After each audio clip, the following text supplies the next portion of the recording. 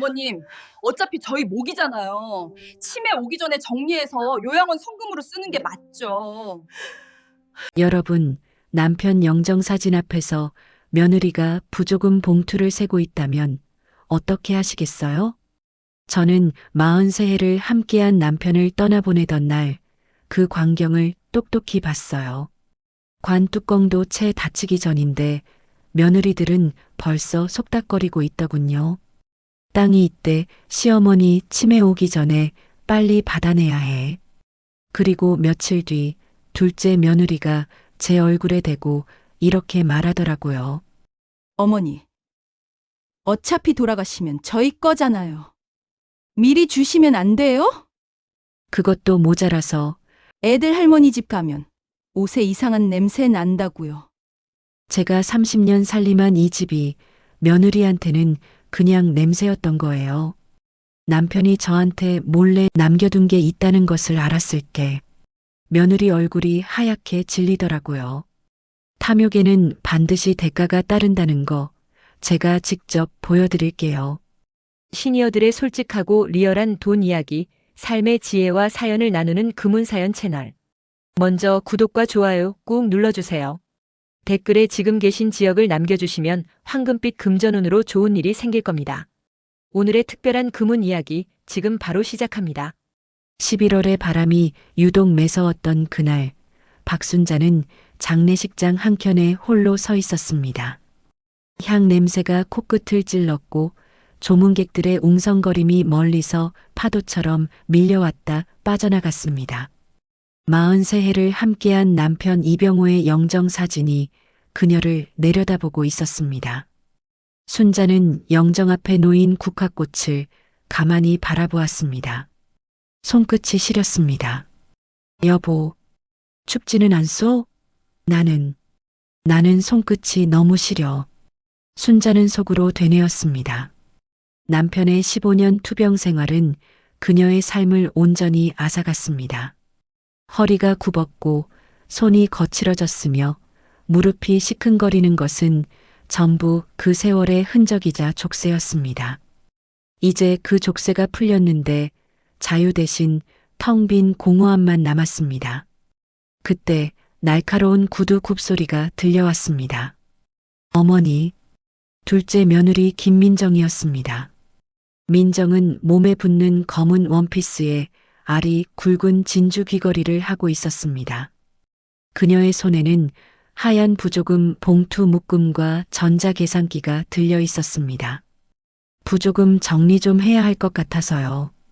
어머니 쪽 지인분들 거랑 저희 쪽이랑 그리고 아주버님 쪽이랑 확실하게 구분해놔야 나중에 말이 안 나와요. 지금 엑셀로 정리 중인데 혹시 현금으로 따로 받으신 거 없으시죠? 민정의 시선은 순자가 아닌 봉투 다발에 꽂혀 있었습니다. 그녀는 시어머니 앞에서 태연하게 계산기 버튼을 눌렀습니다. 순자는 입술을 꽉 깨물었습니다. 평생 자식들 앞에서 언성 한번 높여본 적 없던 그녀는 침묵하는 것이 미덕인 줄 알았습니다. 그때 장남 며느리 윤희가 소리 없이 다가왔습니다. 윤희는 민정의 옆구리를 살짝 찌르며 목소리를 낮췄습니다. 동서, 너무 큰 소리로 그러지 마. 남들 보잖아. 그나저나 형님네 회사분들은 화환만 보내고 봉투는 별로 없더라. 언니 말도 마요. 식대 계산해 보니까 간당간당해요. 아, 근데 언니 그거 들었어? 민정이 윤희에게 가까이 붙어 속삭였습니다. 순자는 못 들은 척 국화꽃 잎을 만지작거렸지만 며느리들의 목소리는 마치 쇠를 가는 듯 날카롭게 꽂혔습니다. 아버님 땅이 있대. 뭐? 땅? 어디에? 윤희의 눈이 번뜩였습니다. 외곽 쪽에 친척 어른이 지나가다 하는 말을 들었는데 꽤 크다던데 빨리 정리해야 한대. 상속세 문제도 있고 어머니가 쥐고 있다가 요양병원 같은데 기부라도 해버리면 우리만 낙동강 오리알 되는 거야. 설마 어머니가 무슨 배짱으로. 아니야, 노인네들 고집 세지면 무서워. 언니가 장남 며느리니까 슬쩍 운 좀 띄워봐. 아버님이 뭐 남기신 거 없냐고. 순자의 귀에 그 말들이 똑똑히 박혔습니다. 남편의 체온이 식은 지 사흘. 관 속에 누운 남편 바로 옆에서 그들은 이미 재산을 나누고 있었습니다. 나는 이 집에 없는 사람이야. 그저 짐일 뿐이지. 순자는 다리가 후들거렸지만 내색하지 않고 자리를 떴습니다. 유족 대기실로 들어와 문을 닫았습니다. 방 안에는 남편의 유품이 담긴 상자가 놓여 있었습니다. 낡은 손목시계, 다 다른 지갑, 그리고 작은 수첩 하나. 순자는 수첩을 집어들었습니다. 투병 중에도 남편이 가끔 무언가를 적곤 했던 수첩이었습니다. 떨리는 손으로 수첩을 펼쳤습니다. 대부분은 약 이름과 병원 일정이었습니다. 별것 없었습니다. 그때 맨 마지막 페이지. 남편의 흔들리는 글씨로 단 2줄이 적혀 있었습니다. 외곽 땅 등기, 순자 앞으로 해놓음. 아무에게도 말하지 마라. 저 애들 욕심 부릴까 걱정된다. 순자는 그 자리에 얼어붙었습니다. 저 애들. 남편이 저 애들이라고 쓴 건 다름 아닌 아들들과 며느리들이었습니다. 43해를 함께 살면서 남편은 단 한 번도 자식들을 나쁘게 말한 적이 없었습니다. 그런 남편이 유언처럼 남긴 이 한 줄. 욕심 부릴까 걱정된다. 순자는 수첩을 가슴에 꼭 안았습니다. 그때였습니다. 문 쪽에서 끼익하고 문고리가 아주 미세하게 돌아가는 소리가 났습니다. 순자는 놀라 고개를 들었지만 문은 굳게 닫혀 있었습니다. 착각이었을까? 아니면 누군가 잠시 문틈으로 엿본 것일까? 순자의 심장이 쿵 내려앉았습니다. 문득 밖에서 민정의 가볍고 날카로운 웃음소리가 들려왔습니다. 여보, 당신은 알고 있었구나. 이렇게 될 줄. 순자는 수첩을 품 안 깊숙이 넣었습니다. 이건 아무에게도 보여주면 안 되는 것이었습니다. 바로 그때 대기실 문이 벌컥 열렸습니다. 둘째 아들 준혁이었습니다.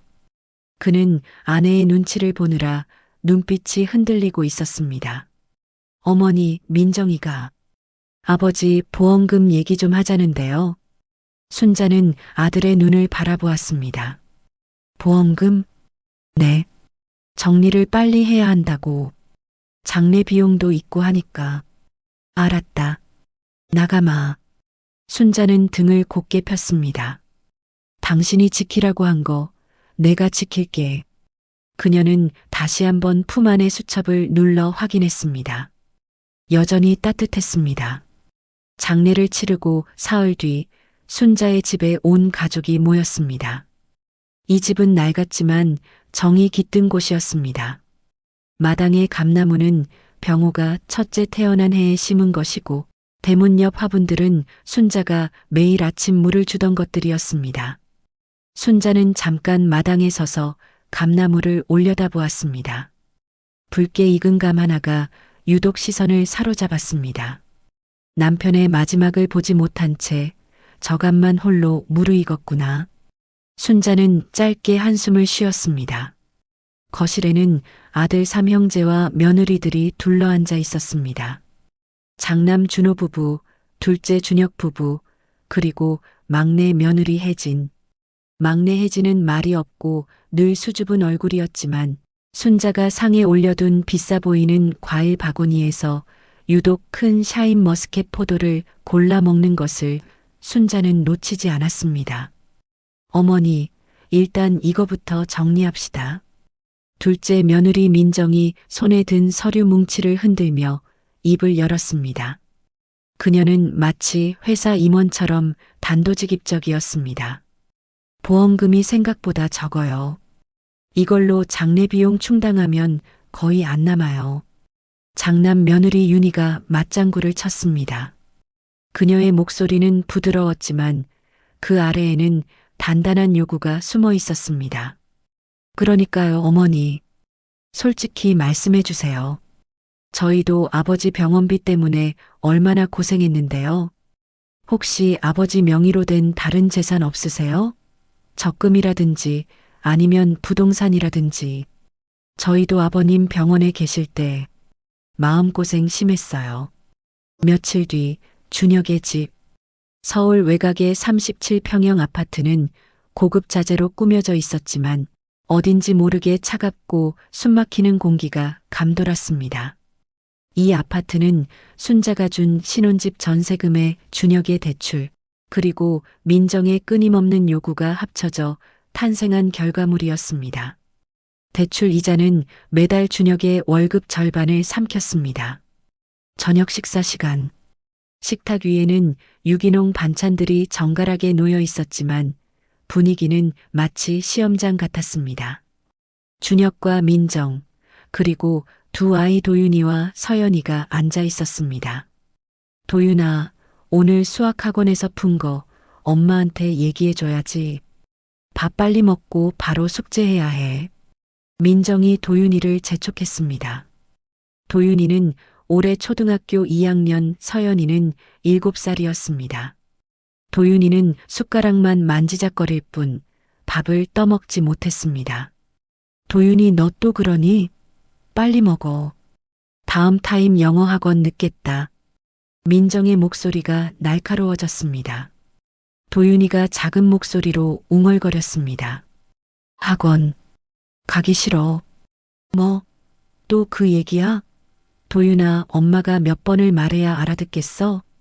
그 학원 다니는 애들이 나중에 어디 가는지 알아? 외고, 자사고 다 가는 거야. 너도 열심히 해야 거기 갈 수 있어. 너 지금 엄마 속 썩이려고 일부러 밥 안 먹는 거지? 민정의 표정이 굳어졌습니다. 도윤이의 어깨가 움츠러들었습니다. 준혁은 그 모습을 보며 밥맛이 뚝 떨어졌습니다. 도윤이는 5살 때부터 영어 유치원에 다녔고 아이 둘의 사교육비만 해도 매달 300만 원이 훌쩍 넘었습니다. 준혁의 월급으로는 항상 마이너스였습니다.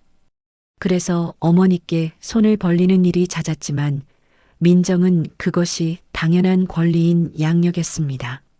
식사를 마친 후 민정은 아이들을 방에 들여보내자마자 준혁을 불렀습니다.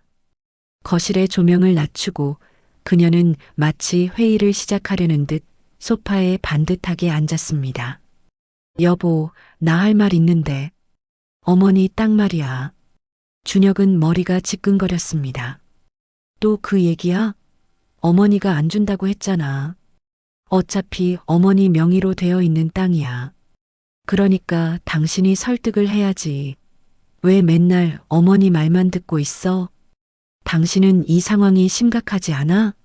우리 지금 대출 이자 때문에 저축도 못하고 있어.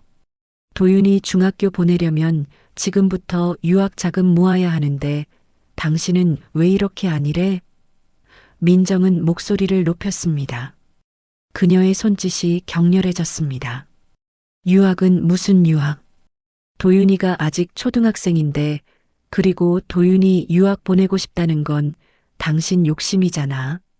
도윤이가 영어를 얼마나 힘들어하는지 당신도 알잖아. 그건 당신이 애를 너무 오냐오냐 해서 그래. 애들은 원래 힘든 걸 억지로 시켜야 따라오는 거야. 그리고 내 욕심? 그게 왜 내 욕심이야? 도윤이가 좋은 대학, 좋은 직장 가는 게 결국 우리 미래 아니야? 당신은 평생 이렇게 대출 갚다가 끝낼 거야? 민정의 직설적인 공격에 준혁은 반박할 말을 찾지 못했습니다. 그리고 솔직히 어머니, 이제 연세도 있으시잖아. 민정은 한숨을 쉬며 목소리를 낮췄습니다. 당신이 어머니 노후 걱정하는 거 알아. 그런데 나중에 요양원 가시거나 하면 그 비용 누가 대? 결국 우리야. 큰아주버님네는 모른 척 할 거고. 그러느니 차라리 지금 땅을 정리해서 현금으로 갖고 계시게 하는 게 서로 편하지 않아? 각자 1억씩 받으면 우리 대출 원금 일부라도 갚을 수 있어. 준혁은 고개를 숙였습니다.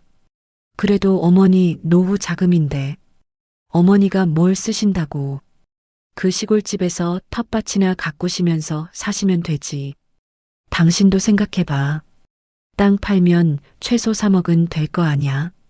그 돈이면 도윤이 유학 준비도 할 수 있고 우리도 숨통 트여. 형님네도 지금 압박하고 있잖아. 우리가 주도권을 잡아야 돼. 준혁은 아내의 논리에 일리가 있다고 스스로를 설득하고 싶었습니다. 이 모든 것이 아이들의 미래를 위한 정당한 노력이라고. 알았어. 형님하고 얘기해서 어머니한테 다시 한번 얘기해 볼게. 법적인 것도 알아봐야 할 것 같아. 결국 준혁은 그렇게 말할 수밖에 없었습니다. 민정의 얼굴에 만족스러운 미소가 번졌습니다. 역시 오빠가 최고야. 형님네랑 같이 압박하면 어머니도 생각이 바뀌실 거야. 우리 도윤이, 서연이 생각해서라도 빨리 정리하자. 그날 밤 잠이 오지 않았습니다. 새벽 2시, 준혁은 거실로 나와 베란다 문을 열었습니다. 찬바람이 얼굴을 때렸습니다. 담배 한 개비에 불을 붙였습니다. 금연한 지 3년이 넘었지만 요즘 들어 다시 피우게 되었습니다. 아버지가 살아계셨으면 뭐라고 하셨을까? 준혁은 담배 연기를 내뿜으며 아버지를 떠올렸습니다. 준혁아, 가정을 지키는 건 돈이 아니라 마음이다. 언젠가 아버지가 했던 말이 귓가에 맴돌았습니다. 하지만 지금의 자신에게 그 말은 너무 멀게만 느껴졌습니다. 아이들은 행복해 보이지 않았습니다. 도윤이는 웃음을 잃었고 서연이는 눈치를 봤습니다. 이 모든 비용을 대기 위해 자신은 노모의 재산에 눈독을 들이는 아들이 되었습니다. 내가 이렇게까지 해야 하는 건가? 준혁은 손으로 얼굴을 감쌌습니다. 그때 거실 한쪽에서 작은 인기척이 났습니다. 도윤이었습니다. 잠옷 차림으로 서서 아빠를 바라보고 있었습니다. 도윤아, 왜 안 자고 나왔어?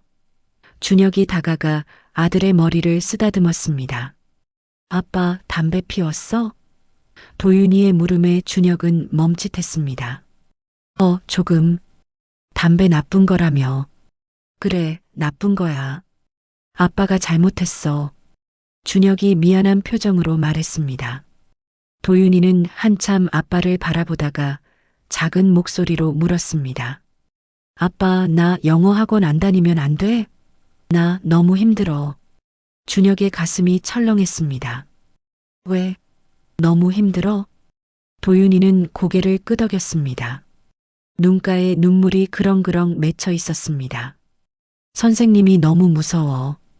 틀리면 막 혼내. 친구들도 나만 못한다고 놀려. 그리고 엄마가 나한테 너만 잘하면 우리도 잘 살 수 있다고 했어. 준혁은 아들을 끌어안았습니다. 너만 잘하면 우리도 잘 살 수 있다니. 아내가 아이에게 무거운 짐을 지우고 있다는 사실을 깨달았습니다. 아빠가 엄마랑 얘기해 볼게. 며칠만 더 참고 아빠가 꼭 해결할게. 그게 준혁이 해줄 수 있는 전부였습니다. 준혁은 도윤이를 방에 눕히고 나왔습니다. 그는 베란다를 닫고 거실을 바라보았습니다. 아이들을 위한다는 명분으로 시작된 이 집의 탐욕이 결국 아이들을 병들게 하고 있었습니다. 이대로는 안 돼. 준혁은 생각했지만 그가 할 수 있는 일은 여전히 어머니에게 전화를 걸어 땅 이야기를 다시 꺼내는 것뿐이었습니다. 그는 자신의 나약함과 욕망 사이에서 길을 잃었습니다. 15년 병원비로 다 썼다. 내 노후 자금까지 털어서 나는 가진 게 없다. 순자의 대답은 짧았지만 단호했습니다. 민정의 눈썹이 살짝 올라갔습니다. 정말요? 아버지가 공무원이셨잖아요. 퇴직금도 있었을 텐데 그동안 뭘 하신 거예요? 저희는 어머니께서 뭘 숨기시는 것 같아서 불안해요. 숨기긴 뭘 숨겨. 내가 왜 니들한테 숨겨야 하니? 순자의 목소리가 낮아졌습니다. 그때 둘째 아들 준혁이 조심스럽게 입을 열었습니다. 어머니, 근데 외곽에 땅이 있다는 얘기를 들었거든요. 장례식장에서 친척 어른 한 분이 그러시더라고요. 아버지가 예전에 땅을 사뒀다고. 순자의 심장이 덜컥 내려앉았습니다. 이들은 이미 알고 있었습니다. 민정의 눈이 번쩍 빛났습니다. 그녀는 윤희와 눈빛을 교환했습니다. 그거 봐요. 있잖아요, 어머니. 왜 숨기세요? 어차피 다 가족인데. 나는 니들한테 줄 생각 없다. 순자의 목소리가 서늘하게 깔렸습니다. 거실 안에 정적이 흘렀습니다. 민정의 표정이 굳어졌습니다. 네, 어머니, 그게 무슨 말씀이세요? 아버지 재산인데 당연히 자식들한테 가야죠. 그리고 그걸 팔아서 나누시라는 거잖아요. 어머니는 뭐 쓰실 데도 없으시면서 나중에 치매라도 오시면 그 돈 누가 관리해요? 쓸 데가 없다고? 순자는 며느리의 그 말에 피가 거꾸로 솟는 기분이었습니다. 내 노후는 내가 알아서 한다. 니들은 니들 앞가림이나 해라. 순자는 자리에서 일어났습니다. 장남 준호가 무겁게 입을 열었습니다. 어머니, 너무 그렇게 단호하게 말씀하실 필요는 없잖아요. 아버지가 혹시 저희에게 뭔가 숨긴 건 아닌지. 저희는 궁금해서 그러는 거예요. 준호의 목소리는 합리적인 척했지만 순자는 그의 눈에서 탐욕을 보았습니다. 순자는 아무 대답 없이 방으로 들어갔습니다. 문을 닫기 직전 거실에서 며느리들의 속삭임이 들려왔습니다. 저 나이의 욕심은 꼴사납게. 그러게. 빨리 정리해야 되는데 나중에 요양원비 대느라 다 날릴 판이야. 변호사한테 알아봐야겠어. 법적으로 어떻게든 손 뗄 수 있지 않을까? 억장이 무너지는 것 같았습니다. 순자는 방 안 옷장에서 남편이 남긴 땅의 등기부등본이 든 낡은 봉투를 꺼냈습니다. 여보, 당신 말이 맞았어. 이건 아무에게도 주면 안 되겠어. 그녀는 등기부등본을 다시 깊숙이 숨겼습니다. 밖에서 며느리들의 웃음소리가 다시 들렸습니다. 그 소리가 유독 차갑게 느껴지는 밤이었습니다. 일요일 오후, 순자의 집에 반가운 손님이 찾아왔습니다. 할머니, 대문을 열고 들어선 건 도윤이와 서연이었습니다. 아이들의 목소리는 이 집에 미소가 핀 건 남편이 떠난 뒤 처음이라는 사실을 상기시켜 주었습니다. 순자의 얼굴에 환한 미소가 번졌습니다. 아이고, 내 새끼들. 순자는 손주들을 끌어안았습니다. 작은 몸에서 아이들 특유의 포근한 냄새가 났습니다. 이 냄새가 이렇게 그리웠는지 몰랐습니다. 어머니, 애들이 할머니 보고 싶다고 해서 잠깐 데려왔어요. 민정이는 몸이 좀 안 좋아서요. 준혁이 민망한 듯 말했습니다.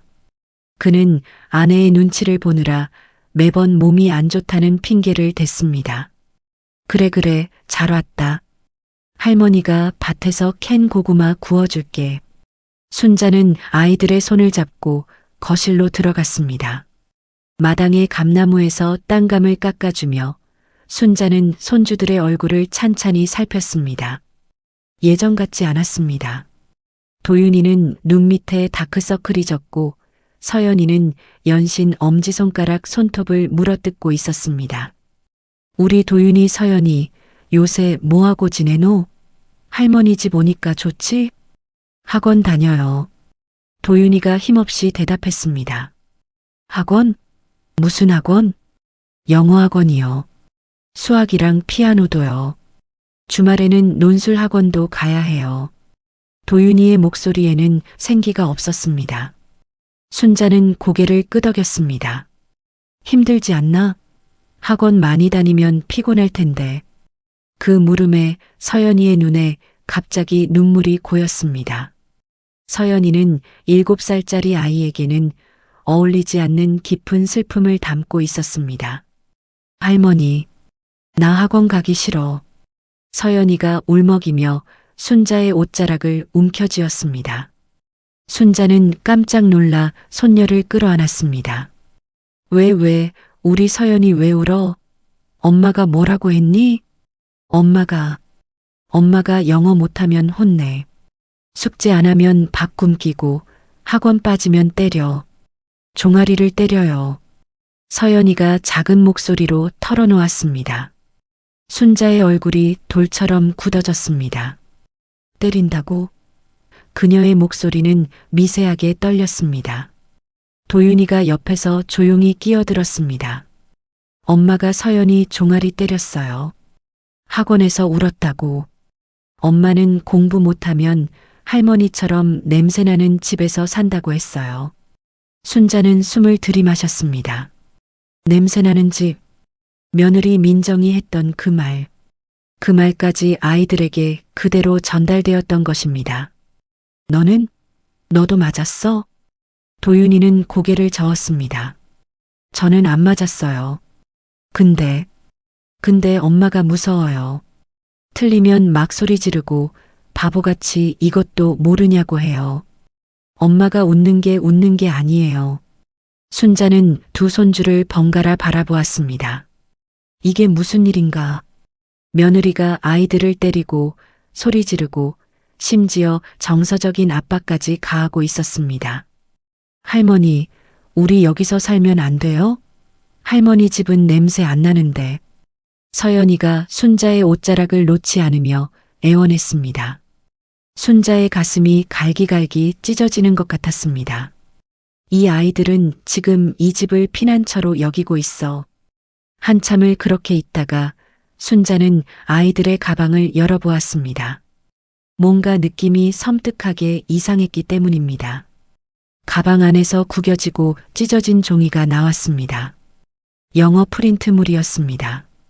곳곳에 빨간 펜으로 난도질하듯 X 표시가 되어 있었고 종이 한쪽은 찢겨져 테이프로 대충 붙여져 있었습니다. 이거 왜 이래? 도윤아, 엄마가 찢었어요. 틀린 게 많다고. 학원 선생님이 나한테 부모님한테 자랑스러운 아들이 되어야지 했는데 엄마는 내가 부끄럽대요. 도윤이가 작은 손으로 눈물을 훔쳤습니다. 순자는 가방을 더 뒤졌습니다. 아이들의 옷가지 사이에서 뭔가 이상한 천조각이 만져졌습니다. 자세히 보니 어떤 로고의 일부가 수놓아져 있었습니다. 명품 브랜드의 얇은 천이었습니다. 이건 뭐야? 서연이 원피스에서 떨어진 거예요.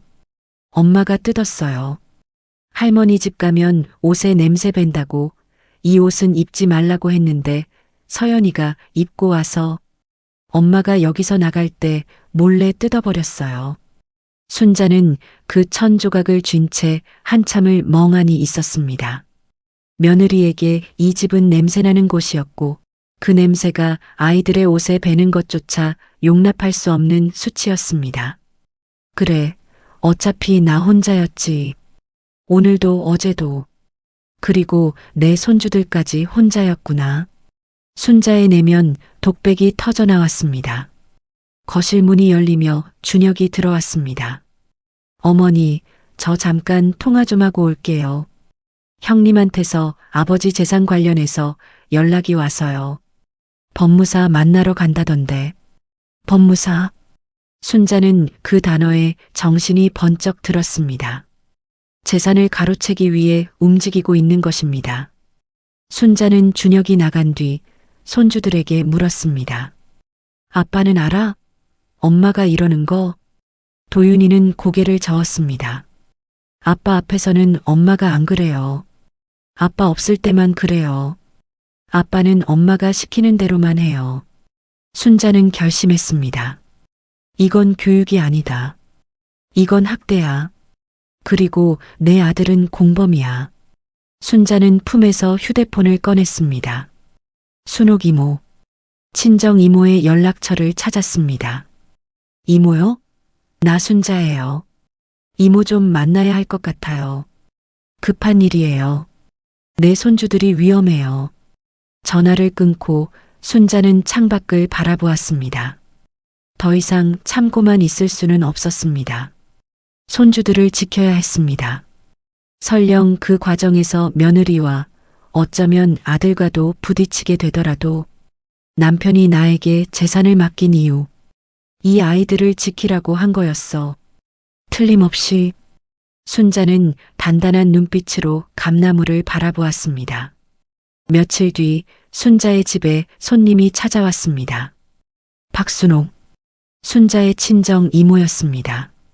70살이라고는 믿기 어려울 만큼 정정한 체격에 짧게 자른 은발이 단정했습니다. 젊은 시절 시장에서 좌판을 깔고 장사를 했던 사람답게 목소리가 크고 눈빛이 날카로웠습니다. 순자야, 내가 왔다. 내가 전화로 목소리가 다 떨리길래 비행기 타고 날아왔지 뭐. 내가 급하다며? 전화로 다 못한 얘기 이제 해봐라. 무슨 일이니? 내 얼굴이 잿빛이다. 순옥 이모는 거실에 털썩 앉았습니다. 순자는 차를 내려놓고 그간의 일을 하나하나 털어놓았습니다. 남편의 장례식장에서부터 시작된 며느리들의 탐욕, 재산을 둘러싼 노골적인 압박, 그리고 손주들에게서 들은 충격적인 학대 이야기까지. 순자는 말을 하는 내내 목이 메었고 순옥 이모는 듣는 내내 탁자를 칠 듯이 주먹을 꽉 쥐었습니다. 그래서 애들이 뭐라 카더노? 그 작은 것들이 너한테 거짓말 할 리는 없고 엄마가 때린다고 했어요. 틀리면 소리 지르고 밥도 굶기고 심지어 제 집을 냄새나는 곳이라고 하면서 아이들 옷에 냄새 뵐까봐 옷에 달린 상표까지 뜯어버렸다고 해요. 뭐라? 그게 교육이가? 그건 그냥 짐승만도 못한 짓이지. 내 조카 손주들을 때려? 그게 아이들한테 할 짓이야? 그건 법적으로 아동학대야, 순자야. 내가 그 며느리 얼굴 한 번만 보면 내가 직접. 순옥 이모의 목소리가 크게 울렸습니다. 이모, 잠깐만요. 순자가 이모를 진정시켰습니다. 그게 다가 아니에요. 며느리들이 지금 땅을 노리고 법무사까지 만나러 갔대요. 둘째 아들이 저한테 말했어요. 그들이 이제 본격적으로 움직이기 시작한 거예요. 제가 뭘 어떻게 해야 할지 모르겠어요. 순옥 이모는 분노를 사귀더니 눈빛이 서늘하게 바뀌었습니다. 그래. 분노할 시간도 아까워. 저런 하이에나들한테는 감정으로 대하면 안 돼. 이모는 인생의 쓴맛 단맛 다 봤다. 법이라는 칼로 베어줘야 정신 차려. 근데 이모, 제가 땅을 지킬 수 있을까요? 그 며느리들이 법적으로 당연히 자식들 재산이다라고 하던데요. 순자의 목소리는 불안했습니다. 순옥 이모는 고개를 저었습니다. 아니야, 네 남편이 현명한 사람이었다. 왜 하필 네 앞으로 등기를 해놨겠니? 네가 이 집안의 기둥이고 마지막까지 가족을 지켜줄 사람인 걸 알았기 때문이야. 남편의 그 깊은 마음을 의심하지 마라. 순옥 이모는 자신의 핸드백에서 명함 한 장을 꺼냈습니다. 이건 내 아는 법무사 명함이야. 내가 젊을 때 이혼하면서 재산 분할 문제로 지옥을 경험했지. 그때 나를 구해준 사람이야. 절대 믿을만해. 일단 상담부터 받아봐. 신탁이라는 게 있는데 재산을 아예 손 못 대게 묶어버리는 거야. 순옥 이모가 말을 이었습니다. 살아있는 동안은 네가 쓰고 죽으면 네가 원하는 사람한테만 가게 해놓는 거지. 자식들이 아무리 법적으로 유류분 청구를 하네 뭐네 해도 그 땅은 절대 못 건드려. 네 남편이 네에게 준 마지막 선물, 네가 지켜야 한다. 신탁? 순자의 눈이 커졌습니다. 그녀에게는 희망의 빗줄기처럼 보였습니다. 순옥 이모는 차를 한 모금 마시고 말을 이었습니다. 근데 재산보다 더 급한 건 애들이야. 저렇게 정서적 학대를 가하고 폭력을 쓰는 건 절대 용납할 수 없어. 신고하면 어떻게 되냐고 했지? 신고해. 그게 부모로서 할머니로서 할 수 있는 최소한의 도리야. 근데 이모 신고하면 준혁이 아빠 노릇도 못한 채 공범이 되는 거잖아요. 제 아들인데. 순자는 망설였습니다. 순자야, 똑똑히 들어. 네 아들은 지금 아내의 욕심에 갇혀 눈을 감고 있어. 그걸 깨우쳐주는 것도 네 몫이야. 몰랐다고 책임이 없는 게 아니야. 네 아들이 아이들에게 가해지는 고통을 외면하고 그 와중에 엄마 재산에만 눈이 멀었다면 그건 아들이 아니라 탐욕의 그림자일 뿐이야. 순옥 이모의 말은 비수처럼 순자의 가슴에 꽂혔습니다. 아들이 공범이라니. 내가 평생을 바쳐 키운 아들이. 순자는 고개를 떨궜습니다. 순옥 이모는 순자의 어깨를 두드리며 말했습니다. 일단 내가 한번 와볼게. 그 며느리 만나서 얘기 좀 해야겠다. 내가 나서야 네 아들도 그 며느리들도 네가 어떤 사람인지 알게 될 거야.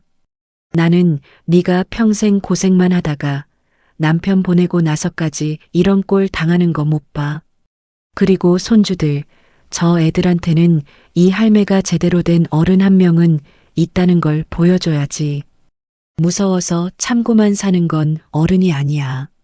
지켜야 할 것을 지키기 위해 싸우는 게 어른이지. 순옥 이모가 일어서서 대문 앞까지 나오며 순자의 손을 꼭 잡았습니다. 순자야, 네 남편이 네에게 땅을 남긴 건 네가 마지막까지 무너지지 않고 이 집안을 지켜줄 수 있는 유일한 사람인 걸 알았기 때문이야. 그 마음 배신하지 마라. 순자의 눈에 눈물이 고였습니다. 네, 이모. 고마워요. 고맙긴 뭐가 고마워. 우리가 남이가. 순옥 이모는 힘있게 말하고 떠났습니다. 순자는 한참 대문 앞에 서 있었습니다. 바람이 불었습니다. 마당에 감나무 잎이 우수수 떨어졌습니다. 남편이 심었던 그 감나무. 순자는 나무를 바라보며 중얼거렸습니다. 여보, 이제 알겠어요. 당신이 나에게 남긴 건 돈이 아니라 이 아이들을 지키라는 명령이었군요. 당신이 남긴 것도 손주들도 내 인생도 내가 다 지켜낼게요. 그녀의 눈빛은 그 어느 때보다 단단했습니다. 더 이상 당하고만 있을 순자가 아니었습니다. 그녀의 마음속에는 이미 법무사, 신탁, 아동학대 신고라는 세 개의 칼날이 예리하게 벼려지고 있었습니다. 그녀는 전쟁을 선포할 준비가 되었습니다. 순옥 이모가 다녀간 지 일주일 뒤, 순옥 이모가 직접 전화를 걸어 약속을 잡은 대로 순자의 집에서 가족 모임이 열렸습니다. 순옥 이모는 며느리들과 눈높이를 맞춰 대화하겠다며 며느리들을 설득했습니다. 오후 3시, 거실에는 순자와 순옥 이모가 앉아 있었고 맞은편 소파에는 둘째 부부 준혁과 민정이 앉아 있었습니다. 장남 부부는 시어머니 재산 문제에 깊이 얽히고 싶지 않다며 끝내 불참했습니다. 아이들은 순자가 미리 준비해둔 간식을 들고 옆방에서 놀고 있었습니다. 오늘 불러서 미안하네. 바쁠 텐데. 순옥 이모가 먼저 부드럽게 입을 열었습니다. 아니요, 이모님 괜찮아요. 민정은 억지로 미소를 지어 보였지만 그 미소는 입꼬리까지만 올라갔을 뿐 눈에는 닿지 않았습니다. 민정의 눈빛은 경계심으로 가득 차 있었습니다. 속으로는 갑자기 친정 이모까지 나서서 무슨 짓을 꾸미는 건가 하고 의아해하는 기색이 역력했습니다. 그녀의 무릎 위에서 손가락 끝이 미세하게 떨리고 있었습니다. 순옥 이모는 차 한 모금을 마시고는 단도직입적으로 본론을 꺼냈습니다. 단도직입적으로 말할게. 순자가 가진 땅, 그거 절대 못 줘. 순옥 이모의 말에 민정은 지었던 미소를 순식간에 지웠습니다. 입술이 일자로 굳어졌고 소파 가죽 위를 긁던 손끝의 움직임이 멈칫했습니다. 네, 그게 무슨... 이모님, 저희가 뭘 노리고 온 것도 아닌데 그렇게 단정지어 말씀하시면 섭섭하죠. 민정은 여전히 공소남의 껍데기를 붙잡고 있었습니다. 섭섭하다니. 내가 다 들었어. 장례식장에서부터 땅 얘기 나왔다며? 어머니 앞에서 부조금 세고 보험금 정리하자고 하고. 그게 자식 도리야? 남편 마지막 가는 길에 부끄럽지도 않았니? 순옥 이모의 목소리가 한 톤 날카로워졌습니다. 저희가 언제 그랬다고. 거짓말하지 마. 내가 귀 어둡지 않아. 순자한테 다 들었어. 니들이 쥐새끼들처럼 소곤거린 얘기까지 다. 준혁이 당황하며 아내와 이모 사이를 막으려 했습니다. 이모님, 저희가 좀 급하게 말씀드린 건 있는데 그건 그냥 세금 문제 때문에 미리 상의하려고 했던 거예요. 그냥 뭐 어머니 노후 자금 뺏으려고 한 거지. 그거 말고 뭐가 있어? 자네도 자네 부인과 똑같은 생각을 하고 있다는 거 지금 인정하는 건가? 준혁은 말문이 막혔습니다. 고개를 숙이자 그의 이마 위로 식은땀이 맺혔습니다. 이 순간 민정의 태도가 돌변했습니다. 그녀는 이제 공소남의 가면을 벗고 스스로를 방어하는 논리로 무장했습니다. 그녀의 눈빛은 순옥 이모를 꿰뚫을 듯 강렬해졌습니다. 이모님, 저희도 할 말 있어요. 저희가 왜 어머니 재산에 관심을 갖겠어요? 저희 형편이 어려우니까 그렇죠. 민정은 목소리를 높였습니다. 애들 학원비만 해도 한 달에 300이에요.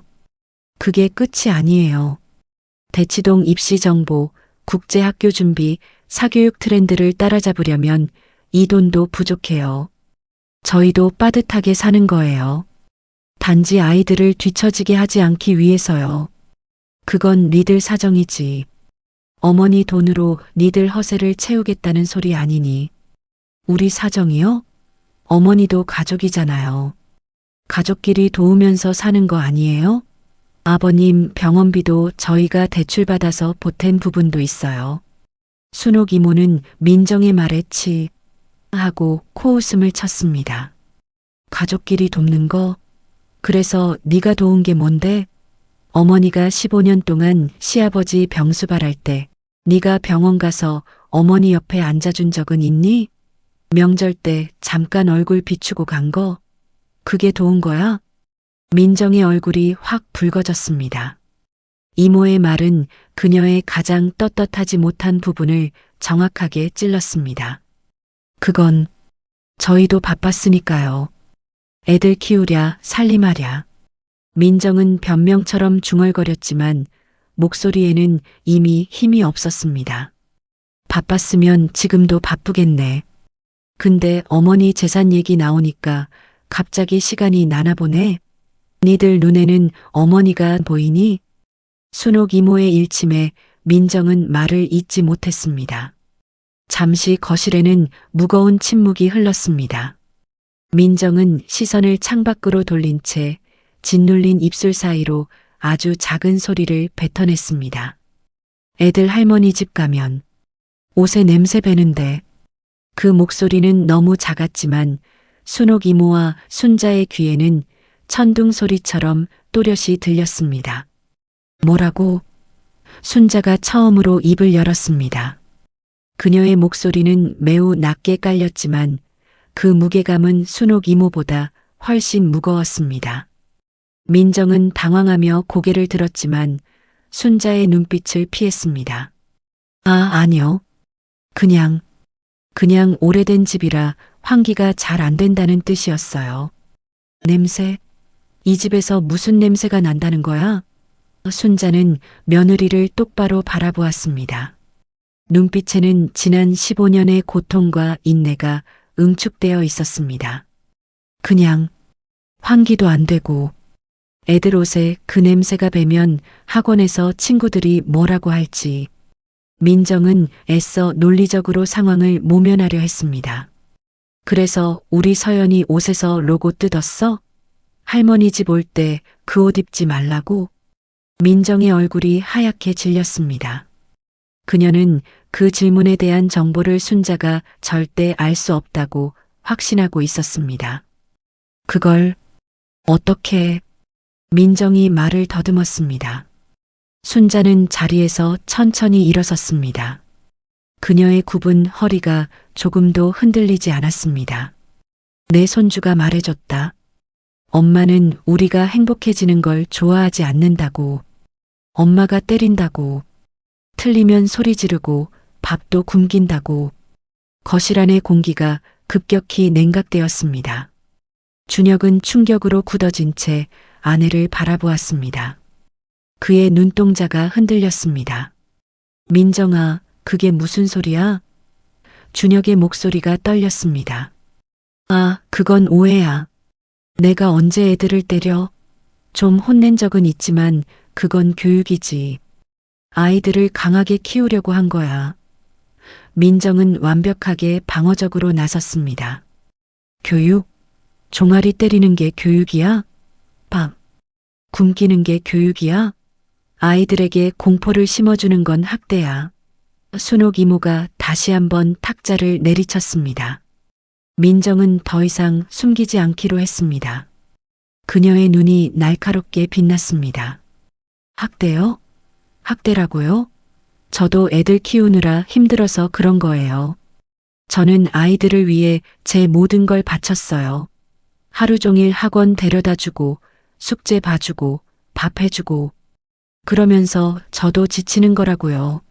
근데 그걸 학대라고 해요? 당신들이 저를 너무 모르는군요. 힘들면 학원을 줄이면 되지.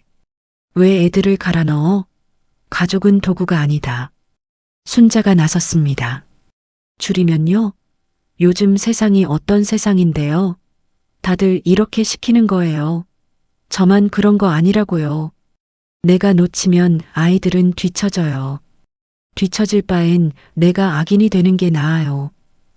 민정은 소리를 질렀습니다. 그녀의 논리가 거실을 지배하기 시작했습니다. 순자는 며느리의 흥분한 얼굴을 가만히 지켜보았습니다. 저 얼굴이 내 손주들 앞에서 매일 보이는 얼굴이구나. 민정아. 순자가 낮은 목소리로 며느리를 불렀습니다.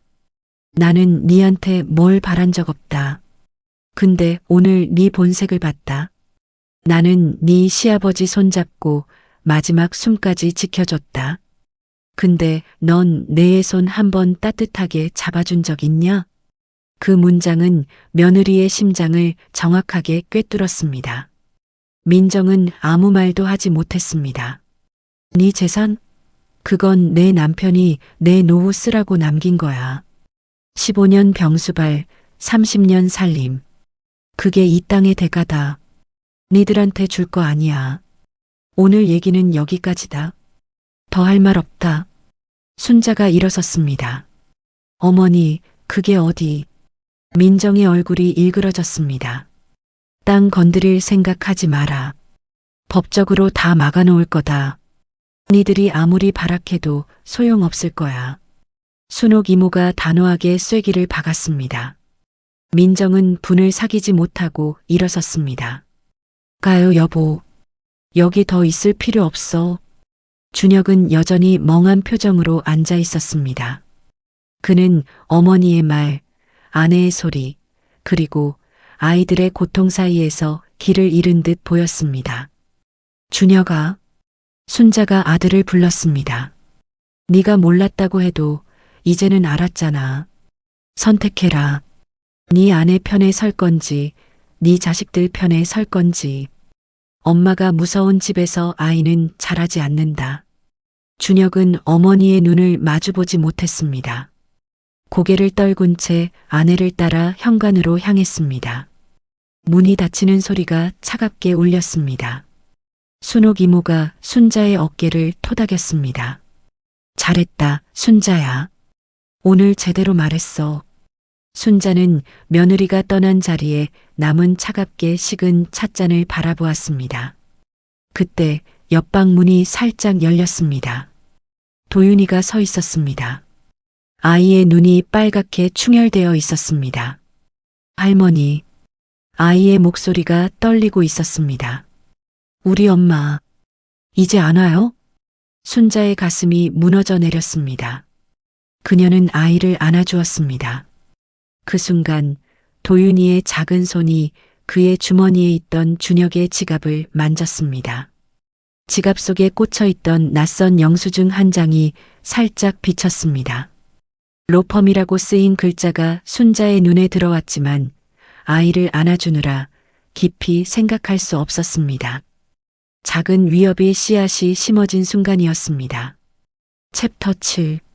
폭언과 아들의 깨달음. 그날 밤 준혁의 집. 집에 돌아온 민정은 방문을 쾅 닫고 들어갔습니다. 아파트 전체가 진동할 만큼 화가 나 있었습니다. 준혁은 거실 소파에 앉아 멍하니 벽을 바라보았습니다. 오늘 어머니 집에서 들은 말들이 유령처럼 그의 머릿속을 맴돌았습니다. 종아리를 때렸다. 밥을 굶겼다. 엄마가 무서워한다. 설마 했습니다. 민정이 아이들에게 엄하긴 해도 설마 그 정도일 줄은. 아니, 그는 모른 척하기를 선택했던 것입니다. 문틈으로 방 안에 밝은 조명이 스며들었습니다. 그 안에서 민정의 날카로운 목소리가 튀어오를 것만 같았습니다. 방문이 열리고 민정이 나왔습니다. 그녀는 얼굴은 붉게 달아올라 있었지만 목소리는 오히려 차가웠습니다. 여보, 나 할 말 있어. 지금 상황을 어떻게 수습할 건지 얘기해야지. 뭔데? 준혁은 이미 지쳐 있었습니다. 어머니가 땅 안 준다며? 그럼 우리 어떻게? 도윤이 유학은? 서연이 학원은? 다 물거품이야. 당신은 왜 아무 말도 못하고 어머니 말만 듣고 와. 민정의 비난이 쏟아졌습니다. 준혁은 한숨을 내쉬었습니다. 민정아, 지금 그게 중요해? 방금 어머니한테 들은 말은? 뭘? 애들 교육 얘기? 내가 좀 엄하게 한 건 있지만 다 애들 잘 되라고 한 거야. 당신이 애들한테 관심도 없으니까 내가 악역을 맡은 거라고. 당신은 모르는 척 뒤로 빠졌잖아. 민정은 자신이 희생자라는 논리를 펼쳤습니다. 종아리를 때렸다며, 밥을 굶겼다며. 준혁이 민정을 똑바로 바라보았습니다. 그건 한두 번이야. 말을 안 들어서 그랬지. 굶긴 게 아니라 간식을 안 줬을 뿐이야. 그것도 숙제 안 해서 벌로. 나도 얼마나 힘들었는지 알아? 하루 종일 당신 월급으로 생활비, 대출 이자, 애들 학원비 맞춰 쓰느라 내가 얼마나 머리를 굴렸는데. 민정은 재정적 압박을 방패로 삼았습니다. 왜 나한테 말 안 했어?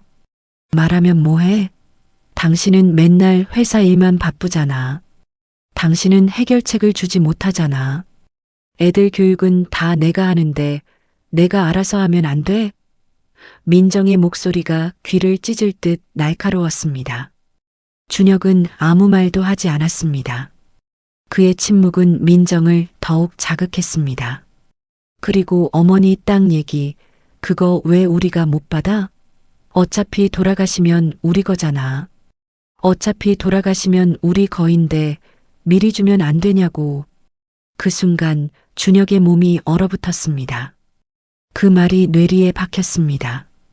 마치 어머니의 생명을 가늠하는 듯한 차가운 논리. 민정아, 지금 뭐라고 했어? 준혁의 목소리가 낮게 떨렸습니다. 뭐, 사실이잖아. 나중에 돌아가시면 상속받는 거 우리고 그때 되면 또 세금에 뭐에 복잡하잖아. 미리 정리하는 게. 그만해. 준혁이 소파에서 벌떡 일어섰습니다. 그의 손이 떨리고 있었습니다. 결혼 후 처음으로 아내에게 화를 냈습니다. 당신 지금 내 어머니가 죽기를 기다리는 거야? 그래서 재산 받으려고?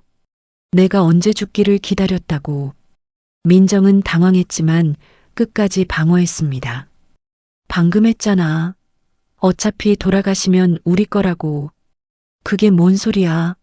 15년 동안 아버지 병수발하신 분한테서. 민정은 아내를 믿을 수가 없다는 표정으로 바라보았습니다. 병수발은 어머니가 알아서 하신 거잖아. 우리가 해달라고 한 적 없어. 자기 선택이야. 이 말이 준혁의 마지막 인내심을 부쉈습니다. 나 오늘 할 말 없다. 방에 들어가 있어. 준혁이 돌아섰습니다. 민정이 뒤에서 소리쳤습니다. 뭐야, 나한테 화내지 말고 어머니한테 가서 땅 얘기나 다시 해. 당신은 뭘 하는 게 없어. 준혁은 대답하지 않고 아이들 방으로 향했습니다. 그는 걷는 내내 나는 아버지인가 아니면 그저 아내의 남편인가를 되뇌었습니다. 방문을 살짝 열었습니다. 불이 꺼진 방 안에서 도윤이와 서연이가 자고 있었습니다. 준혁은 아이들 침대 옆에 무릎을 꿇고 앉았습니다. 희미한 불빛에 아이들의 얼굴이 보였습니다.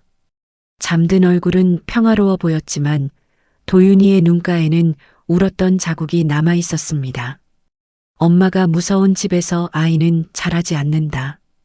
어머니의 말이 귓가에 울렸습니다. 준혁은 도윤이의 작은 손을 잡았습니다. 연필을 많이 잡아서인지 손가락에 굳은 살이 박혀 있었습니다. 미안해, 도윤아. 아빠가 미안해. 준혁이 속삭였습니다. 그때 거실에서 서연아, 너 왜 여기 있어? 자라고 했잖아. 민정의 목소리가 들렸습니다. 서연이의 울음소리가 터졌습니다. 준혁이 급히 거실로 나갔습니다. 민정이 서연이 앞에 서서 손을 들어 올리고 있었습니다. 서연이는 몸을 움츠린 채 팔로 머리를 감싸고 있었습니다. 7살짜리 딸이 맞을 것을 예상하고 습관적으로 방어하고 있었습니다. 그 모습에 준혁의 안에서 무언가 무참히 부서졌습니다. 그동안 모른 척했던 죄책감의 시간이 주먹처럼 그의 가슴에 내려앉았습니다. 민정아, 준혁이 소리쳤습니다. 민정이 멈칫하며 돌아보았습니다. 준혁이 서연이를 안아들었습니다. 아이의 작은 몸이 부들부들 떨리고 있었습니다. 됐어, 서연아. 아빠 왔어. 괜찮아. 준혁은 아이를 달래며 방으로 데려갔습니다. 서연이가 잠들 때까지 곁에 있었습니다. 아이의 손을 잡고 있는데 작은 손이 아빠의 손을 놓지 않으려고 꽉 쥐었습니다. 그 밤 준혁은 결심했습니다. 그는 더 이상 민정의 남편이 아니었습니다. 그는 아이들의 아버지였습니다. 이 가정은 더 이상 아이들에게 안전하지 않다. 무언가를 바꿔야 한다. 아니, 끝내야 한다. 그는 아버지라는 역할을 선택했습니다. 준혁은 방을 나와 서재로 들어갔습니다. 조용히 휴대폰을 켰습니다. 민정의 책상 위에 놓인 태블릿 PC를 보았습니다. 화면이 켜지면서 잠시 알림창이 떴습니다. J&C 로펌이라는 발신인에게서 온 문자 메시지였습니다.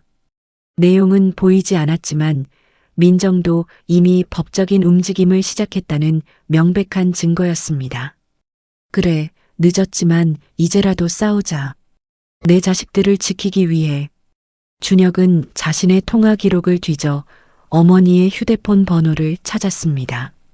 그는 숨을 크게 들이마셨습니다. 그리고 떨리는 손으로 어머니에게 전화를 걸었습니다. 준혁에게 전화를 받은 다음 날 순자는 늦은 아침을 먹고 순옥 이모가 소개해준 법무사 사무실을 찾았습니다. 사무실은 번화가 고층 빌딩에 있었고 차갑고 깔끔한 대리석 바닥은 순자의 낡은 고무신과 대비되었습니다. 순옥 이모가 소개해준 법무사는 50대 중반의 여성 김혜정 법무사였습니다. 그녀는 순자를 보자마자 진심으로 걱정하는 표정을 지었습니다. 어머님, 상황 들었습니다. 자녀분들이 재산에 관심을 보이신다고요? 아직 아버님 상도 안 끝났는데. 네. 땅을 팔아서 나누자고 하더라고요. 며느리는 이제 법무사도 만나러 간 것 같아요.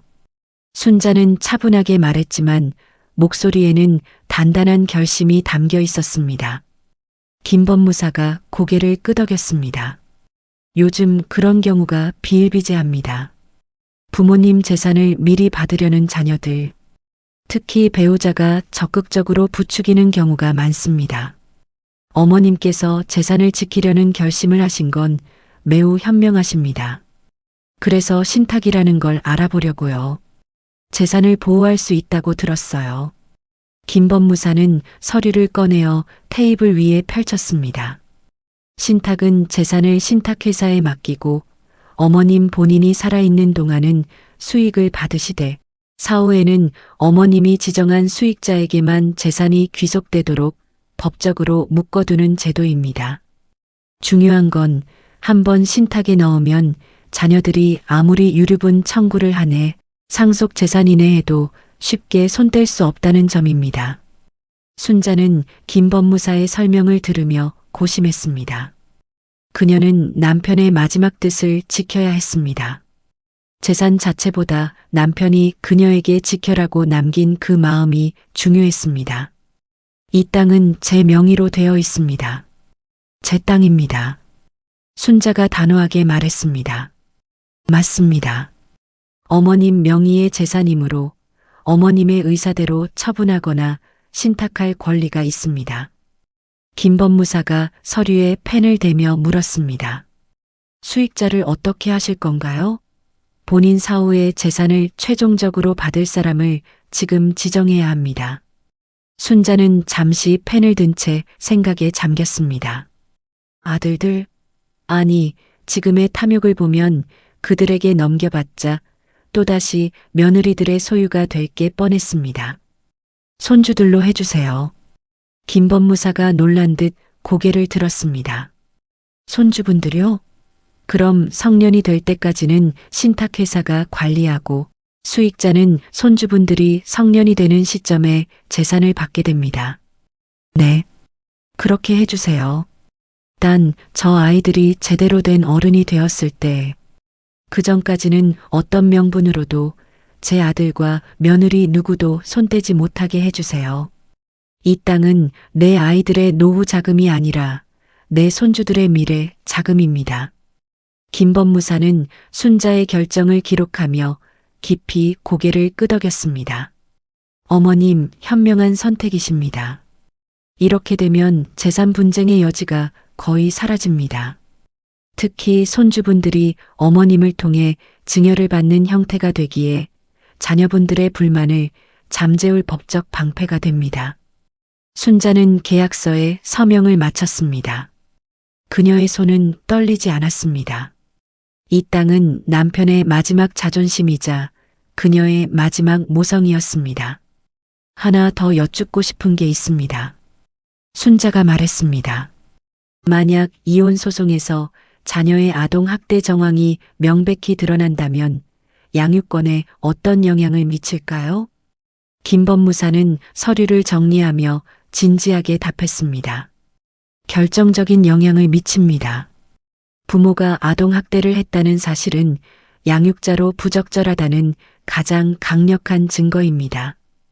특히 아이들의 진술이 일관되고 학대 증거 찢어진 시험지, 아이들의 신체적 방어, 행동 등가 확보되어 있다면 양육권은 학대하지 않은 쪽 부모에게 넘어갈 확률이 매우 높습니다. 순자는 김 법무사에게 감사를 표하고 사무실을 나왔습니다. 햇살은 따뜻했지만 그녀의 마음은 전장을 앞둔 장수처럼 차분하고 단단했습니다. 사무실 건물에서 나오자 순옥 이모가 알려준 대로 밖에 누군가가 서 있었습니다. 준혁이었습니다. 어머니, 준혁의 목소리는 갈라져 있었습니다. 순자는 아들의 얼굴을 바라보았습니다. 며칠 새 얼굴이 많이 상해 있었습니다. 수염도 제대로 깎지 못했고 눈 밑에 다크서클이 짙었습니다. 그는 어젯밤 어머니에게 전화를 걸어 모든 것을 털어놓았습니다. 너 어떻게 여기? 이모님한테 들었어요. 오늘 법무사 만나신다고. 준혁은 어머니에게 모든 것을 맡기기로 한 듯 보였습니다. 순자는 말없이 아들의 어깨를 감싸 안고 근처 공원 벤치로 향했습니다. 늦가을에 차가운 바람이 불어왔지만 그들은 벤치에 나란히 앉았습니다. 어머니, 제가 잘못했어요. 죽을 죄를 졌습니다. 준혁이 먼저 고개를 숙였습니다. 그의 목소리에는 깊은 후회와 죄책감이 배어 있었습니다. 민정이가 애들한테 그러는 거 저도 어렴풋이 알고 있었어요. 근데 모른 척 했어요. 가정을 지켜야 한다. 아내 편을 들어야 한다고 스스로를 속였어요. 애써 눈을 감고 귀를 막았습니다. 순자는 아무 말 없이 아들을 바라보았습니다. 아들이 스스로의 나약함을 인정하고 있었습니다. 근데 며칠 전에 직접 봤어요. 민정이가 서연이한테 손을 올리려는 거. 서연이가 맞을 줄 알고 두 팔로 머리를 감싸더라고요. 7살짜리가. 준혁의 목소리가 격렬하게 떨렸습니다. 그 순간 깨달았습니다. 내가 지키려던 가정이 애초에 지킬 가치가 없었다는 걸. 아이들을 망치고 있었다는 걸. 그동안 모른 척한 시간이 주먹처럼 가슴에 내려앉았습니다. 순자의 눈에서 눈물이 흘러내렸습니다. 준혁아, 어머니, 저 이혼하려고요. 더 늦기 전에 애들을 지켜야 해요. 민정이 밑에서 크면 애들이 망가질 거예요. 저처럼 눈치만 보고 비겁하게 모른 척하는 사람이 될 거예요. 준혁은 손으로 얼굴을 가린 채 울기 시작했습니다. 40이 넘은 아들이 어린아이처럼 흐느꼈습니다. 근데 어머니, 저 솔직히 무서워요. 양육권 싸움에서 질까봐. 민정이가 이미 법무사를 만났더라고요. J&C 로펌에 연락한 걸 제가 봤어요. 애들 데리고 어디로 가버릴까봐. 순자는 아들의 손을 꽉 잡았습니다. 준혁아, 내가 도와줄게. 네가 옳다면 세상이 네 편이 될 거다. 어머니, 이모가 아는 변호사 있다고 했어. 양육권 전문이라고. 오늘 당장 전화해서 상담받아봐. 비용 걱정은 하지 마라. 네 아버지가 남긴 돈이다. 손주들 지키는 데 쓰는 거 네 아버지도 원하셨을 거야. 그 말에 준혁은 울음을 터뜨리며 어머니의 품에 얼굴을 묻었습니다. 그의 눈물은 후회와 동시에 새로운 삶을 시작하는 각오였습니다. 어머니, 죄송해요. 그동안 저 때문에 많이 힘드셨죠. 민정이 눈치 보느라 어머니 편도 못 들어드리고. 됐다. 지난 일은 됐다. 순자가 아들의 등을 쓸어내렸습니다. 이제부터 제대로 하면 돼. 늦지 않았어. 네가 아버지가 되는 거야. 진짜 아버지. 순자는 품 안에서 신탁 서류를 꺼내 한 번 더 확인했습니다. 이건 내 마지막 자존심이다. 남편이 남긴 것, 내가 평생을 바쳐 일군 것, 누구에게도 뺏기지 않을 것이다. 그리고 이것은 아이들을 지키는 방패가 될 것이다. 준혁이 이혼을 선언한 날 아파트 거실은 순식간에 전쟁터로 변했습니다. 준혁이 우리 이혼하자는 말을 꺼내자 민정은 들고 있던 휴대폰을 바닥에 집어 던졌습니다. 휴대폰이 산산조각 나는 소리가 아파트 전체에 울려 퍼졌습니다. 뭐? 이혼? 지금 뭐라는 거야? 당신 미쳤어. 민정의 비명이 날카로운 유리 조각처럼 거실에 박혔습니다. 그녀의 얼굴은 순식간에 붉게 달아올랐고 목 주변의 핏줄이 울퉁불퉁 솟아올랐습니다. 민정아, 조용히 해. 애들 방에서 듣는다. 준혁은 자신의 떨리는 손을 주머니에 넣으며 애써 감정을 통제했습니다. 며칠 전 어머니와 법무사 사무실 앞에서 나눈 대화 그리고 변호사와의 상담 내용이 그의 정신을 붙잡았습니다. 상대가 흥분해도 절대 동요하지 마세요. 모든 대화를 기록하세요. 듣든 말든 상관없어. 당신 지금 나한테 이혼하자는 거야? 내가 뭘 잘못했는데? 내가 뭘? 민정은 히스테리컬하게 소리쳤습니다. 애들한테 한 짓이 잘못이야. 준혁은 단호했지만 낮은 목소리로 말했습니다. 때리고 굶기고 소리 지르고 그게 교육이 아니라 학대라고. 더 이상은 못 보겠어. 아이들을 망치는 걸 더 이상 외면하지 않겠어. 민정의 얼굴이 순식간에 하얗게 질렸다가 다시 붉어지기를 반복했습니다. 그녀는 흥분 상태에서도 본능적으로 자신의 방어 논리를 끄집어냈습니다. 그 정도 가지고 학대래. 다른 집 엄마들 나보다 더해. 요즘 애들은 그렇게 안 하면 말을 안 들어. 당신은 나를 악마로 만드네. 당신은 그저 월급만 갖다 주면 끝이지. 이 험난한 세상에서 아이들을 최상위권에 올려놓기 위해 내가 얼마나 희생했는데. 그래서 우리 애들이 행복해 보여? 학교 가기 싫다고 울고 엄마 앞에서 벌벌 떨고. 그게 정상적인 가정이야? 민정은 말문이 막혔지만 곧 방향을 틀었습니다. 그리고 어머니 재산 얘기. 어차피 돌아가시면 우리 거라고 한 말 나 못 잊어. 내 어머니를 그렇게 생각하는 사람이랑 같이 못 살아. 준혁은 차분하게 핵심을 찔렀습니다.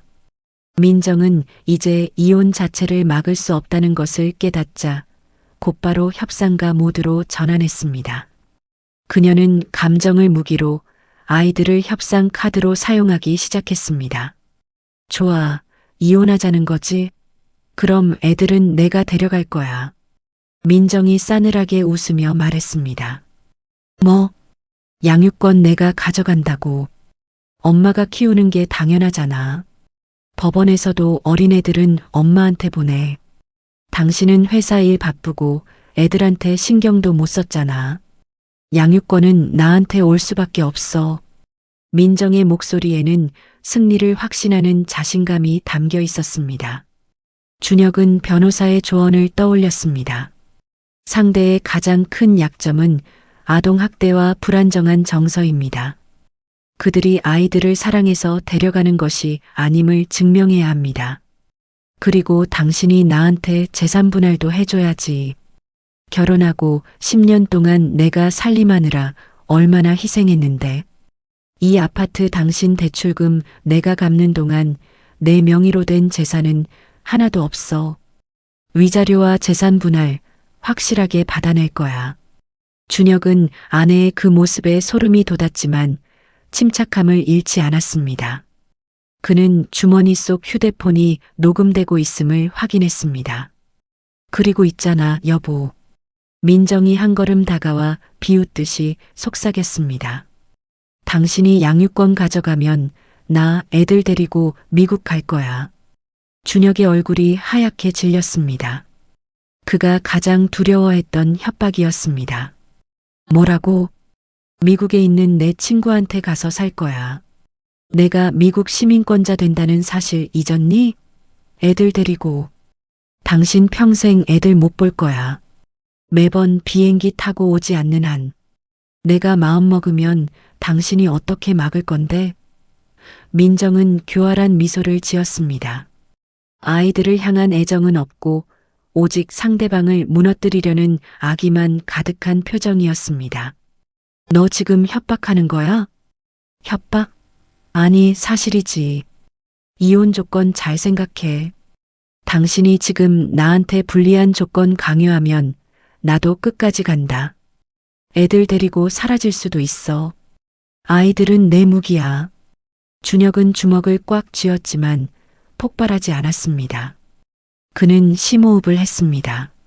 민정아, 그렇게 나오면 나도 방법이 있어. 준혁의 목소리는 조용했지만 단단했습니다. 뭔 방법? 당신이 뭘 할 수 있는데? 당신 어머니 땅도 못 지키는 주제에. 민정은 비웃었습니다. 내가 애들한테 한 짓 다 증거 있어. 어머니가 찢어진 프린트물, 뜯어진 옷 로고, 조각까지 다 모아두셨어. 아이들 진술서도 받아놨고. 이거 법정에 내면 내 양육권 주장 다 무너져. 내가 아이들을 도구로 썼다는 명백한 증거야. 민정의 표정이 굳어졌습니다. 예상치 못한 증거의 존재에 그녀의 눈빛이 흔들렸습니다. 그리고 미국 데려가겠다고? 양육권 소송 중에 아이 해외 이동은 제한돼. 내가 애들 데리고 출국하면 그건 유괴야. 국제범죄로 처리돼. 내가 변호사한테 이미 다 확인했어. 내가 애들을 데리고 사라지려는 시도는 오히려 내 양육권을 영원히 박탈하는 이유가 될 거야. 준혁의 논리적이고 차분한 반격에 민정의 얼굴에서 자신감이 완전히 사라졌습니다. 그녀는 억울함과 분노가 뒤섞인 표정으로 준혁을 노려보았습니다. 당신 진짜 이렇게 나올 거야? 당신 어머니한테 돈 받아서 나한테 이러는 거지. 나는 애들 지키려는 거야. 내가 협박해도 안 통해. 더 이상 너의 이기적인 모성을 묵인하지 않겠다. 준혁은 단호하게 말했습니다. 준혁은 더 이상 대화를 이어갈 필요가 없다고 판단했습니다. 그는 몸을 돌려 서재로 향했습니다. 뭐야? 어디가? 앉아. 내 얘기 아직 안 끝났어. 민정이 뒤에서 소리쳤습니다. 준혁은 대답하지 않고 문을 닫았습니다. 문고리를 잡은 그의 손은 아직 떨리고 있었지만 그의 발걸음은 아버지로서의 첫걸음을 내딛고 있었습니다. 문 밖에서는 민정의 격렬한 울음과 비난이 섞인 소리가 튀어오르고 있었습니다. 준혁은 서재의 책상에 앉아 폰을 꺼냈습니다. 녹음 파일을 안전한 곳에 백업했습니다. 이제 시작이다. 길고 힘든 싸움이 될 것이었다. 하지만 아이들이 이 싸움의 끝에서 편안하게 웃을 수 있다면 그는 이 모든 것을 견뎌낼 수 있었다. 준혁이 이혼 소송을 제기한 지 넉 달 후 두 사람은 가정법원의 조정실에 마주 앉았습니다. 방은 깔끔하고 중립적이었지만 두 사람 사이에는 차가운 전선이 팽팽하게 당겨져 있었습니다. 민정은 명품 의상과 깔끔한 메이크업으로 단정하게 자신을 포장했지만 눈빛은 불안정했습니다. 그녀는 여전히 자신의 협박이 효과를 발휘할 것이라 믿고 있었습니다. 반면 준혁은 낡은 정장 차림이었지만 그 어느 때보다 단단하고 냉철해 보였습니다. 그의 옆에는 노련한 여성 변호사가 앉아 있었습니다. 상대방은 양육권을 주장하며 결혼 기간 내내 경제 활동을 하지 못한 점을 들어 아파트 지분의 50%와 위자료 1억 원을 요구하고 있습니다. 민정 측 변호사가 형식적인 주장을 읊었습니다. 준혁 측 변호사가 대기하던 아이의 상담 결과를 제시하며 조용히 그러나 묵직하게 반격했습니다. 저희 의뢰인은 상대방의 주장을 전면 부인합니다. 오히려 아이들에 대한 아동 학대 및 정서적 방임을 이유로 양육권은 저희 의뢰인에게 있어야 하며 유책 배우자인 상대방에게 위자료를 청구합니다. 민정의 얼굴이 굳어졌습니다. 무슨 아동 학대요? 애들 교육시키느라 몇 번 따끔하게 혼낸 걸 가지고 남의 가정사에 대해 뭘 안다고 함부로 말해요. 단순히 따끔하게 혼낸 것이 아닙니다. 준혁의 변호사가 정색하며 서류를 탁자에 내려놓았습니다. 저희는 지난 6개월간의 녹음 파일과 아이들 진술서, 그리고 친정 어머님께서 수집하신 증거물들을 법원에 제출했습니다. 특히 이 녹취록에는 이혼 논의 중 상대방의 협박성 발언이 명확하게 담겨 있습니다. 잠시 들어보시죠. 변호사가 휴대용 녹음기를 틀었습니다. 조정실에 민정의 날카로운 목소리가 울려 퍼졌습니다. 양육권 내가 가져간다고. 당신이 양육권 가져가면 나 애들 데리고 미국 갈 거야. 아이들은 내 무기야. 민정은 그 자리에서 벌떡 일어섰습니다. 그녀의 완벽했던 포커페이스는 순식간에 무너져 내렸고 분노와 당혹감이 뒤섞인 기괴한 표정이 되었습니다. 이거 조작이에요. 당장 꺼요. 어떻게 남편이 아내를 녹음해. 사생활 침해예요.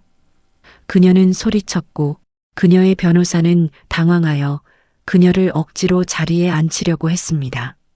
준혁은 묵묵히 앉아 민정의 격앙된 반응을 지켜봤습니다. 그 반응 자체가 그의 주장에 힘을 실어주고 있다는 것을 민정만 모르고 있었습니다. 녹취록은 조작되지 않았으며 아이들을 위협의 도구로 삼으려는 정서적 불안정성을 명백히 드러냅니다. 게다가 아이들은 상담 과정에서 어머니에게 물리적, 언어적 폭력을 당했다고 진술했습니다. 저희는 단순히 재산을 분할하려는 것이 아니라 학대로부터 아이들을 보호하려는 것입니다. 민정은 숨을 헐떡이며 준혁을 향해 떨리는 손가락질을 했습니다. 당신이 날 이렇게 만든 거야. 당신 어머니 돈 때문에. 당신 어머니한테 돈 받아서 나한테 복수하는 거잖아. 내 인생 물어내. 그 순간 조정위원의 싸늘한 목소리가 울렸습니다. 민정 씨, 진정하십시오. 이혼 사유와 양육권은 재산 분할과는 별개의 문제입니다. 그리고 아이들을 해외로 데리고 가겠다는 위협적인 발언은 양육 환경에 대한 심각한 우려를 낳습니다. 조정은 결렬되었습니다. 법정으로 가는 것이 기정사실화되었습니다. 이어진 소송에서 민정은 결국 참패했습니다. 재판부는 그녀의 불안정한 심리 상태, 아동 학대 기록, 그리고 아이들을 협박 수단으로 사용한 녹취록을 근거로 준혁에게 양육권을 주었습니다. 재산 분할 또한 민정의 과도한 혼인 파탄 책임이 인정되어 준혁에게 훨씬 유리하게 결정되었습니다. 민정이 그토록 탐내며 계산기를 두드렸던 시어머니의 땅은 아이러니하게도 준혁의 이혼 소송 비용과 아이들의 양육 환경을 정비하는데 큰 힘이 되었습니다. 민정은 법정을 나서며 준혁을 노려보았지만 준혁은 더 이상 그녀의 눈빛에 위축되지 않았습니다. 그녀는 결국 자신의 탐욕과 아기가 낳은 자업자득이라는 냉혹한 결과만을 안고 빈손으로 돌아서야 했습니다. 법원 정문을 나서는 길, 하늘은 눈이 시리도록 파랬습니다. 준혁은 크게 심호흡을 했습니다. 공기의 맛이 달랐습니다. 10년 동안 가슴을 짓누르던 바위가 사라진 기분이었습니다. 저만치에서 보호관과 함께 기다리던 도윤이와 서연이가 아빠를 발견하고 달려왔습니다. 아빠. 준혁은 무릎을 꿇고 두 아이를 힘껏 끌어안았습니다. 아이들의 체온이 전해져 왔습니다. 이제 이 아이들을 위협할 것은 아무것도 없었습니다. 끝났다. 얘들아, 이제 진짜 끝났어. 준혁의 눈에서 참았던 눈물이 한 방울 툭 떨어졌습니다. 그것은 슬픔의 눈물이 아니라 지독한 겨울을 끝내고 봄을 맞이하는 해빙의 눈물이었습니다. 준혁은 아이들의 손을 잡고 걸음을 옮겼습니다. 뒤돌아보지 않았습니다. 그들의 등 뒤로 탐욕의 그림자가 길게 멀어지고 있었습니다. 이제 그들이 향할 곳은 어머니가 기다리는 집, 진정한 가족의 품뿐이었습니다. 그 후 5년 평화의 정원. 그 후 5년의 시간이 흘렀습니다. 늦가을의 햇살이 순자의 마당 가득 내려앉았습니다. 마당의 감나무에는 붉은 감이 주렁주렁 매달려 있었습니다. 순자는 무릎 담요를 덮고 마루에 앉아 따뜻한 햇살을 즐겼습니다. 도윤이는 어느덧 키가 훌쩍 자라 어엿한 중학생이 되었습니다. 그는 이제 더 이상 학원 가방에 짓눌려 다니지 않았습니다. 친구들과 웃고 떠들며 농구공을 튕기는 모습에서 건강한 에너지가 넘쳤습니다. 서연이는 12살 해맑은 미소를 가진 소녀로 자랐습니다. 며칠 전 학교에서 그림 그리기 대회 금상을 받았다며 할머니에게 달려와 안겼습니다.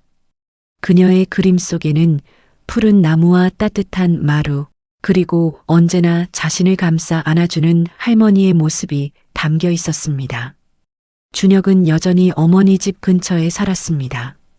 그는 매일 저녁 퇴근 후 어머니 집에 들러 아이들과 함께 저녁 식사를 했습니다. 그는 회사에서 바쁘게 일했지만 이제 아이들의 웃음소리에서 진정한 삶의 이유를 찾고 있었습니다. 그는 훌륭한 아버지가 되었습니다. 순자는 창고에 숨겨두었던 남편의 오래된 땅, 문서 대신 김 법무사에게 받은 신탁 서류를 소중하게 보관하고 있었습니다. 땅은 여전히 순자 명의로 안전하게 보호되고 있었고 그 수익은 오롯이 손주들의 미래를 위해 쌓이고 있었습니다. 누구의 탐욕도 닿을 수 없는 완벽하게 단절된 평화의 재산이었습니다. 순자는 마당에서 뛰어노는 손주들을 바라보며 조용히 중얼거렸습니다. 여보, 봤어요? 당신이 나한테 남긴 게 뭔지 이제야 알겠어. 돈이 아니라 이 아이들의 웃음이었어. 그녀는 하늘을 올려다보았습니다. 구름 한 점 없는 맑고 푸른 가을 하늘이었습니다. 그녀의 마음도 그 하늘처럼 맑았습니다. 그녀는 긴 싸움을 마쳤고 이겼습니다. 진정한 노후 자금은 돈이 아니라 사랑과 보호로 지켜낸 가족이었다는 것을 순자는 깨달았습니다. 지금까지 시청해 주셔서 감사합니다.